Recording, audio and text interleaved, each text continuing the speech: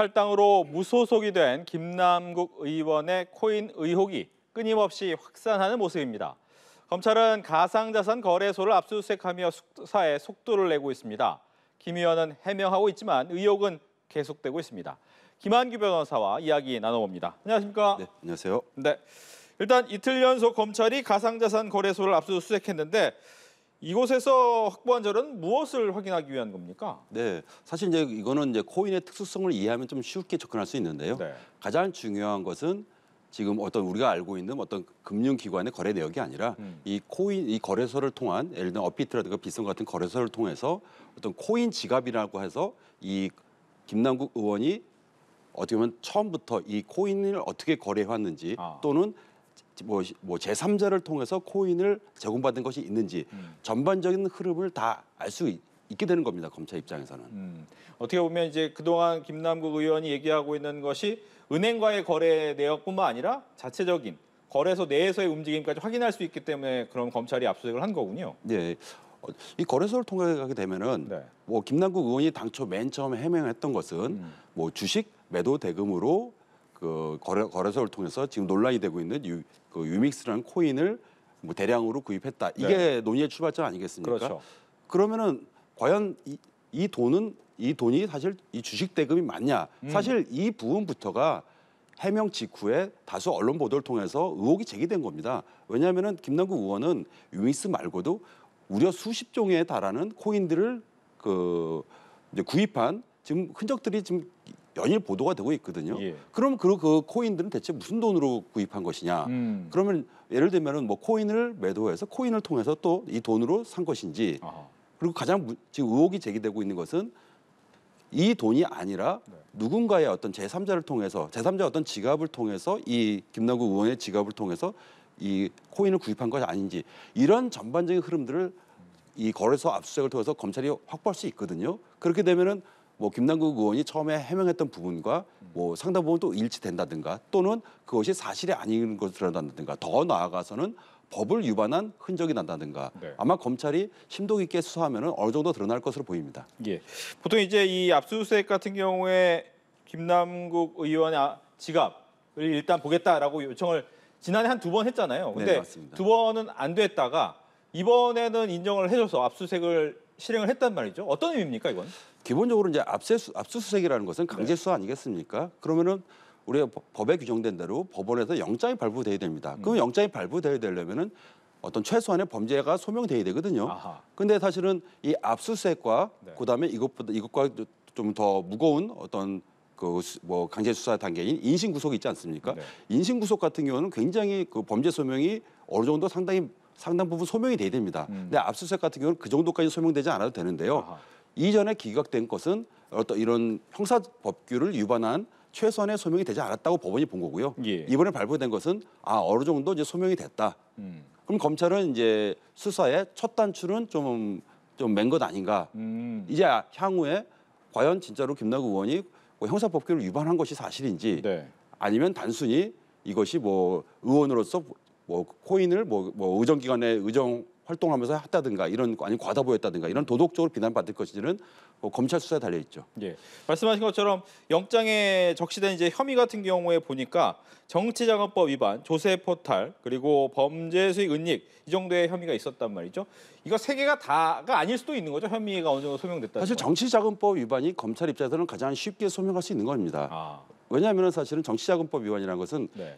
이 무수히 많은 코인을 매수하는 과정에서 과연 순수히 김남국 의원 본인 돈으로만 한 것인지 아니면 극히 일부라도 제3자 내지는 기업이 제공한 돈이 있는 것인지 이것만 밝혀내면 되는 거거든요. 예. 이거는 뭐 거래소 통해서 이 거래 내역을 통해서 검찰이 확인이 충분히 가능한 부분이고요.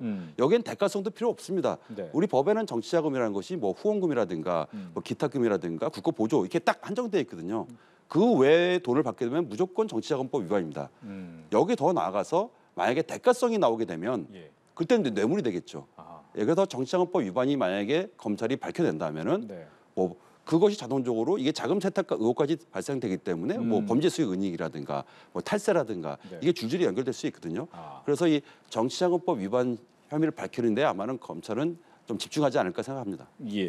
보니까 이제 아마 가상자산, 가상화폐에 대한 관심이 많으신 분들이라면 잘 알고 있는 종류가 이제 뭐 비트코인이라든가 뭐 이더리움이라든가 잘 아는 종류의 코인을 또 투자한 건 아니더라고요. 이른바에서 게임 관련 코인에 투자를 했는데 이 부분 때문에 또 입법 로비 의혹까지도 얘기가 나오고 있더라고요. 이 부분은 어떻게 보십니까? 원래 사실은 코인은 이제 뭐 젊은 층들도 사실은 뭐 소액으로 100만 원, 200만 원이라든가 사실은 뭐 주부들도 사실 상당히 많이 하지 않습니까? 그렇죠. 근데 대부분이 뭐 비트코인, 아까 앵커께서 말씀하신 대로 이더리움이라든가 이렇게 좀 안정된 적어도 이제 상패가 애정되지 않은 이런 코인을 하게 되는데 김남국 의원은 이런 우리가 널리 알려진 코인이 아니라 소위 말해서 뭐 잡코인이라든가 잡코인이라고 하지 않습니까? 이렇게 좀 예측할 수 없는 코인 내지는 뭐 상패가 갑자기 어느 순간에 이루어질 수 있는 코인 여기에 굉장히 많이 집중적으로 수억 내지는 수십억을 투자한 것으로 지금 의혹이 제기되고 있고요. 더 나아가서는 주로 또 게임 회사들이 발행한 그 게임 머니와 관련된 이런 코인에도 굉장히 많이 구입한 흔적이 드러나고 있습니다. 그래서 사실은 또 김남국 의원이 의정 활동 당시에 사실 게임 업계에 주된 수건 사업들이 몇 가지가 있거든요. 이런 게임 관련 사업을 어떤 규제를 완화한다든가 지금 언론에서 많이 보도되고 있는 P2E 이게 사실 플레이 투 언이라고 해서 뭐 게임을 통해서 돈을 번다는 의미거든요. 이와 관련된 법안에 또 발의자로서 본인이 이름을 올렸어요. 그래서 지금 일각에서는 이런 부분이 혹시 이 게임 업계를 통해서 입법 로비, 그럼 입법 로비가 이 지금 제3자를 통해서 내지는 이 기업을 통해서 지금 코인을 좀 무상으로 제공받은 것 아닌가 이런 의혹도 나오고 있거든요. 사실 이렇게 되면은 사실은 단순히 입법 로비가 아니고 뭐 정치자금법 위반이라든가 더 나아가서는 대가성이 인정되면 뇌물까지 될 수도 있거든요. 사실 이런 부분에 대해서는 뭐 검찰의 수사 달려있다고 봐야겠죠. 지금 김남국 의원은 본인은 전혀 아니라고 지금 뭐 일체 의혹을 부인하고 있는 상황인데요. 또 한 가지는 이제 미공개 정보를 이용했을 가능성 얘기가 나오는데 투자 방식이 일반인하고 다르기 때문이다라는 얘기가 많거든요. 어떤 부분입니까? 사실 그 부분도 저는 상당히 개인적으로 놀랐는데요. 그 대부분이 또 비상장 코인 내지는 뭐 아까 말씀드린 잡코인 이런 부분에 대해서 뭐 10억, 20억, 30억 이렇게 30억까지 지금 투자를 했다 이런 지금 언론 보도까지 나왔습니다. 이거는 굉장히 30억이라는 돈은 굉장히 큰 금액 아니겠습니까? 그렇죠. 근데 그것이 또 뭐 언제 상폐될지도 모르는 좀 불안한 코인인데 근데 사실 여기서 또 뭐 LP라고 해가지고 이거는 코인 하시는 분들도 잘 모르는 어떤 뭐 이런 개념인데요. 일종의 본인이 거래소 역할을 하는 겁니다. 사실은 이걸 뭐 LP라고 해서 유동성 공급을 한다는 건데 사실 이런 부분들은 이 김남국 의원이 이 상당히 어떤 코인에 또 전문 지식이 있는 것 아닌가 내지는 뭐 상당히 많은 시간을 투자했다 코인에 대해서 사실 일반 코인 하신 분들은 사실 모르는 개념입니다. 그래서 이런 두 가지 부분 이런 잡코인에 수억 내지 수십억을 투자했다. 그리고 또 상당 부분은 그것이 저가로 매수를 해서 또 많은 또 이득을 본 좀 보도도 나오고 있고요. 아까 말씀드린 뭐 LP 같은 경우 이런 경우는 사실 낯선 개념입니다. 사실은. 근데 말씀하신 것처럼 이렇게 알려지지 않은 공개 정보, 비공개 정보를 통해서 돈을 벌었다라고 하더라도 처벌은 쉽지 않다 이런 얘기가 있던데 그건 무슨 얘기입니까? 사실은 뭐 지금 이 코인을 발행한 회사들조차 일부 회사 같은 경우는 지금 회사도 지금 이게 이해가 안 된다는 겁니다. 이런 거액을 지금 투자를 했다. 좀 회사들도 좀 약간 납득을 못 하고 있는데요. 그렇다면은 이게 지금 내부 내지는 뭐 어떤 통해서 정보를 이용해서 과감히 수억 내지 수십억을 투자 아닌 건가 이런 당연하게 의심할 수밖에 없습니다. 근데 문제는 이게 자본시장법에 의하면은 주식 같은 경우는 당연히 뭐 주가 조작이라든가 내부자 정보 부정 이용하게 되면 형사처벌되는 건 어렵지 않은데 코인이 주식이냐 이건 계속 논란이 있거든요. 우리 법에서는 이게 뭐 대법원 판례에 의해서 확정된 사람도 아니고요. 그래서 이것은 검찰이 기소를 하더라고 하더라도 이게 코인과 주식의 어떤 동일한 개념이냐 아니냐 논란이 될 수밖에 없고요. 이것이 명쾌하게 되려면 사실 국회에서 법으로서 이런 코인 관련해서도 이 내부자 정보를 부정하게 이용하게 되면은 처벌할 수 있는 법을 만들면 되는데 이게 몇 년 동안 그 입법이 공백이 된 것이죠. 즉 이제 이 가상화폐 자체를 증권 아니면 자산으로 볼 수 있느냐 없느냐에 대한 문제를 계속 갖고 있는 맞습니다. 상황이다라고 얘기를 해주셨습니다. 또 하나 이제 가상자산 거래를 자기는 상임위 하면서 잠깐 했다. 이 부분에 대해서는 또 사과를 했는데 보니까 뭐 일부 언론과 인터뷰를 보니까 본인은 한 수천 원 정도의 거래를 한 것뿐이다라고 얘기를 했거든요. 이 얘기는 어떻게 봐야 됩니까? 그거는 사실은 아까 제가 또 말씀드렸듯이 네. 국민의 사실 많은 국민들이 사실 뭐 이렇게 소일거리라도 아니면 뭐 이렇게 코인을 좀 하고 있는 상황이거든요. 사실은 코인에 대해서 많이 알고 있어요. 근데 김남국 의원의 이런 해명을 하게 되면 사실 어떻게 보면은 뭐 국민을 지금 자꾸 너무 뭐 무시하는 거 아닌가 내지는 자꾸 왜곡된 해명을 하고 있다 생각이 드는데 그 몇천 원 했다는 게 좀 상식적으로 좀 말이 안 되는 거거든요. 그러면은 왜냐하면 본인이 보유하고 있는 코인 최대 보유기 본인이 뭐 민주당에 보고할 때도 100억이 넘었다라고까지도 보고를 한 상황이라고 알려져 있는데요.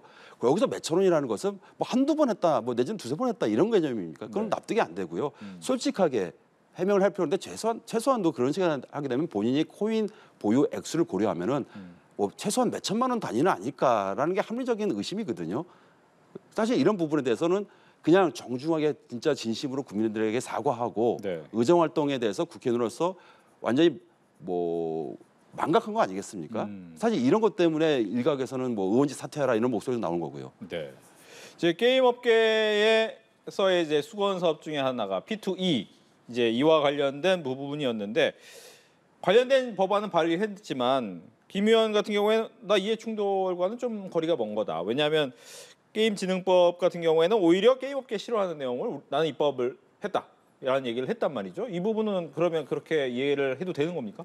그 부분에 대한 김남국 의원께서 보다 자세히 그리고 보다 쉽게 설명을 해야 될 것 같습니다. 현재까지 나와 있는 것은 그렇지가 않거든요. 그랬으면은 사실 처음부터 아마 처음 해명할 때부터 첫날 해명할 때 이 부분이 들어갔을 겁니다. 오히려 이 게임 회사가 발행한 코인을 산 건 맞는데 나는 입법 활동할 때 이 게임 업계와 관련돼서 굉장히 어떤 부정적인 게임 업계들에 대해서 부정적인 입법을 발의했고 내지는 참여했고 따라서 이건 이해 충돌이 나올 수 없다. 이렇게 해명을 했을 텐데 처음 해명문에 이 부분이 없거든요. 그럼 당연히 그런 내용은 뭐 없을 거라고 저는 생각하고요. 이 부분에 대한 김남국 의원의 해명은 쉽게 좀 믿을 수는 없다고 생각합니다. 알겠습니다. 앞서서 이야기 잠깐 나오긴 했습니다만 보통 이제 에어드랍이라고 해서 코인을 일부 그냥 주는 경우가 있잖아요. 근데 이 부분에 대한 의혹을 가지고 김 의원은 이거는 이제 아까 말한 것처럼 내가 거래소 역할을 해서 빌려준 값을 받은 거다라고 얘기를 하고 있어요.